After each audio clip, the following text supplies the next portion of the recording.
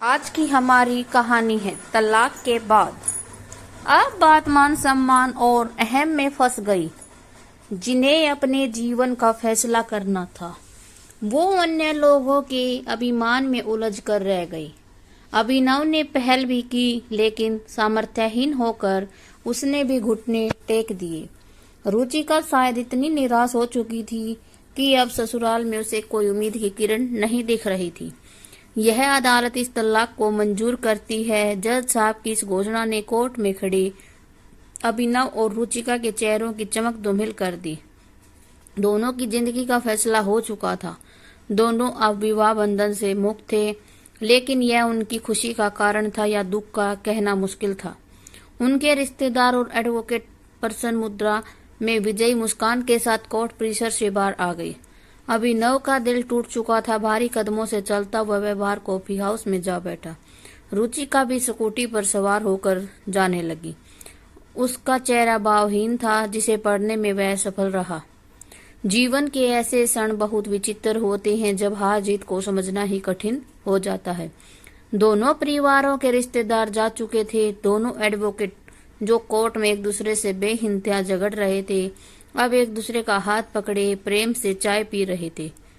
किन की जिंदगी टूटी, किन के सपने बिखरे, किसी को इससे कोई मतलब नहीं था। सभी रिश्तेदार और परिजन अपनी आन शान पर आई तोहमत को तलाक रूपी परिणाम में बदलकर अब रुखस्त हो चुके थे। अब उनकी दखल अंदाजी की कोई और संभावना नहीं बची थी। रुचिका अब उसके सामने से गुजर रही थी। एक नजर उसने अभिनव को देखा। दोनों ठिठके भी, लेकिन शायद अहंकार की दीवारें भावनाओं से ज्यादा मजबूत थी। वह स्पीड बढ़ाकर निकल गई। उसका आक्रोश शायद स्कूटी की स्पीड पर निकल रहा था। तभी तेज कर्कश आवाज गूंजी और अभिनव ने रुचिका की स्कूटी को सामने से आती कार से टकराते देखा। वह दौड़ पड़ा। रुचिका सड़क पर बेसुध पड़ी थी। सिर से बहते खून को देखकर घबरा गया। वो फौरन से उठाकर ऑटो से अस्पताल की ओर दौड़ पड़ा। रुचिका की आंखें मूंदती जा रही थी। अभिनव का डर बढ़ता जा रहा था। अस्पताल में उसका इलाज शुरू हो गया, लेकिन उसे इस हालत में छोड़कर वह जाने को तैयार नहीं था। नियति के खेल भी कितने अजीब होते हैं। इंसान जब करीब हो तो दूर हो जाते हैं, दूर रहने पर मुहर लग जाए तो नजदीक आना संयोग बन जाता है। ज्यादा दुखद पहलू तो यह था कि एक्सीडेंट की खबर उसके भाई भाभी को मिल चुकी थी, लेकिन अभी तक दोनों का अस्पताल में आगमन नहीं हो पाया था। खून के रिश्ते अक्सर विपरीत अनुभव देते हैं। रुचिका के माता पिता तो थे नहीं, बस भाई और भाभी थे। भाभी सुप्रीम कोर्ट के एडवोकेट से कम नहीं थी। दूसरे रुचिका के बड़े जीजा भी कुछ ज्यादा ही समझदार थे। हकीकत यह थी कि पीहर में उन दोनों की ही चलती थी, जिनकी सोच में भावनाओं से ज्यादा जोड़ तोड़ के कारनामे छुपे होते थे। रुचिका को होश आ गया था। वह एजमंस में भाव से बोली, आप यहाँ क्यों? मुझे यहाँ नहीं होना चाहिए था। दुखी स्वर में अभिनव बोला, आप जीत गए, मैं हार गई। इस शादी से मुक्त हो गए आप, एक चरित्रहीन महिला के साथ। यहाँ आपको और समय बर्बाद नहीं करना चाहिए अभिनव। रुचिका प्लीज पहले अपने आप को देखो। मैं क्रिमिनल, नालायक, दहेज का लोभी, तुम्हें टॉर्चर करने वाला। अब तुम मुक्त हो गई। मुझसे स्वतंत्र रहो, जैसा मन करे खुशियों को महसूस करना। अब रुचिका ने कोई जवाब नहीं दिया। कुछ समय ऐसे ही निस्तब्धता में निकल गया। फिर धीमे स्वर में बोली, पैर का ऑपरेशन नहीं करवाया ना आपने? नहीं, अब दर्द महसूस नहीं होता मुझे। अभिनव शांत स्वर में बोला, क्यों? मैंने कसम दिलाई थी अपनी, वो तो मान लेते। मुझे ऑपरेशन से भी बड़ा काम करना था रुचिका। आप क्या कब समझोगे? अपने लिए भी जीना सीखो, सबका ख्याल, लेकिन खुद। उदास रुचिका ने वाक्य अधूरा छोड़ दिया। नहीं, अगर ख्याल रखता तो तुम्हें यूं न खोता। एक हारा हुआ इंसान हूं मैं। ऐसा नहीं कहते अभिनव, शायद मेरी नियति ही ऐसी थी। माहौल बहुत गंभीर हो गया था। अभिनव रुचिका की आंखों में आए आंसुओं को पोंछ रहा था। सुनो, आप मुझे वो कोर्ट डिग्री वाले 6 लाख रुपए मत देना। अरे नहीं, वो तो मैं जरूर चुकाऊंगा, तुम्हें चाहे खुद को बेचना ही क्यों ना पड़े। अभिनव दृढ़ स्वर में बोला, प्लीज अभिनव, मुझे नहीं लेने पैसे। क्यों? अब क्या हुआ? कोर्ट में तो तुम्हारा वकील मुझे असक्षम साबित करने पर तुला था, तुम्हारा ख्याल रखने में नाकाबिल। अभिनव के स्वर में आक्रोश उभर रहा था। मुझे अब आत्मनिर्भर बनना है, कोई रख रखाव, कोई जिम्मेदारी किसी और की नहीं। रुचिका गंभीर हो गई। नहीं रुचिका, तुम पैसे ले लेना, मैं नहीं चाहता अब तुम दर दर की ठोकरें खाओ। भैया भाभी के आगे हाथ फैलाओ। रुचिका का चेहरा मुरझा गया। अभिनव ने उसकी दुखती रग पर हाथ रख दिया था। कितना भी दिखावा करे, लेकिन हकीकत यही थी कि उसकी आंखों में अश्रुधारा बहने लगी। तभी डॉक्टर चेकअप के लिए आ गए। अभिनव उनसे रुचिका की हालत जानने को बेकरार था।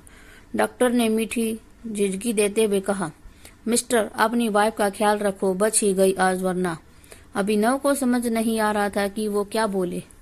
पिछले 2 सालों से दोनों अलग रह रहे थे। तलाक की पहल रुचिका की ओर से हुई थी। इसमें उसकी भाभी और जीजा की मुख्य भूमिका थी, जिनकी सोच अभिनव से कभी मेल नहीं खाई। सच तो यह था कि वह आज भी उसे दिल से चाहता था। तलाक को रोकने के लिए उसने कई बार प्रयास भी किए, लेकिन बातचीत या संपर्क स्थापित ही नहीं हो पाया। कोर्ट में भी दोनों बोलने को हुए, लेकिन भाभी दीवार की तरह हमेशा बीच में खड़ी मिली। डॉक्टर जा चुके थे। रुचिका फिर से बोलने लगी, आप घर जाइए प्लीज, आपकी मम्मी खुशखबरी सुनने को तड़प रही होगी। तुम्हें इस हाल में छोड़कर कैसे जा सकता हूँ? दुखी मन से अभिनव बोला, अरे अब हमारा रिश्ता ही क्या रह गया है? एक मुहर ने तुम्हें आजाद कर दिया है, तुम मुझे ही दोष क्यों दे रही हो? तलाक के पेपर्स तो तुम ही ने भेजे थे।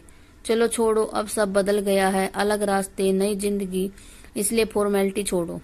रुचिका की हंसी के पीछे का दर्द साफ झलक रहा था।